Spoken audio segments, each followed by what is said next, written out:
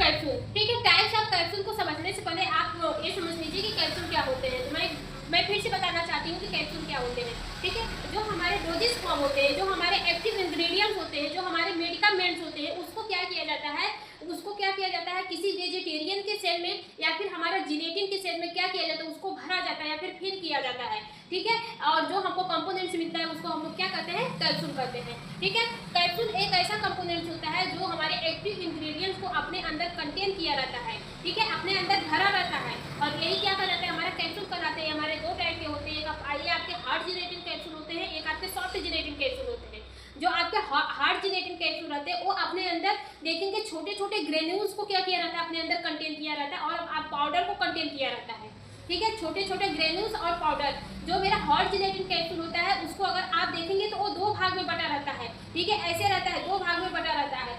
इसमें जो आपका एक हमारी सेल की क्या होती है, एक हमारी सेल्स की कौन वेजिटेरियन या फिर हमारी जिलेटिन की जो सेल होती है वो उसमें एक हमारी बॉडी होती है, एक हमारा कैप होता है। जो लार्ज कलर की होती है वो हमारी बॉडी कहलाती है, जो स्मॉल कलर की होती है वो हमारी कैप कहलाती है। इसमें जो हमारे छोटे छोटे ग्रेन्यूल्स होते हैं और जो हमारे पाउडर होते हैं वो हमारे बॉडी में फिल किए जाते हैं, मतलब भरे जाते हैं, फिर उसके बाद ऊपर से कैप लगा दिया जाता है।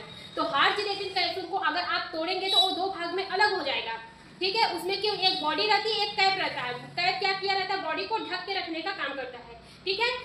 और ये हमारा जो हार्ड जिलेटिन कैप्सूल होता है वो हमारे पाउडर और ग्रेन्यूल्स को कंटेन करने के लिए होता है, ठीक। हार्ड जिलेटिन कैप्सूल का यूज़ हम लोग आमतौर पर किसी पाउडर के मेडिसिन के पाउडर के लिए करते हैं, या फिर हमारा जो डोजेस फॉर्म होता है उसके पाउडर के लिए करते हैं, या फिर जो ग्रेन्यूल्स होते हैं उसके लिए करते हैं। अगर आप हार्ड जिलेटिन की कैप्सूल देखेंगे ना तो आप इस बार अगर देखेंगे तो उसको तोड़ के देखिएगा। कुछ ऐसे कैप्सूल होंगे जिसके अंदर पाउडर भरा रहेगा, कुछ ऐसे कैप्सूल होंगे जिसके अंदर छोटे छोटे क्या होंगे, ग्रेन्यूल्स भरे होंगे, ठीक है। ऐसे कैप्सूल हमारे क्या कहलाते हैं, ऐसे कैप्सूल हमारे हार्ड जिलेटिन कैप्सूल कहलाते हैं, जो हमारे दो भाग में टूट जाए, लेकिन ठीक है। फिर इसके बाद जो मेरा सॉफ्ट जिलेटिन कैप्सूल होता है वह जो हमारी वेजिटेरियन की या फिर हमारी जो जिलेटिन की सेल्स होती है वो पूरी तरह से क्या होती है, क्लोज रहती है, पूरी तरह से सील रहती है। उसमें कोई भी बॉडी और कोई भी कैप नहीं होता है, ठीक है। उसको आप अगर तोड़ने की कोशिश करेंगे तो वो नहीं टूटेगा, ठीक है। उसमें क्या भरा जाता है, मतलब सॉफ्ट जिलेटिन कैप्सूल का यूज हम लोग आमतौर पर लिक्विड मेडिसिन के लिए करते हैं, लिक्विड फॉर्मुलेशन के लिए करते हैं।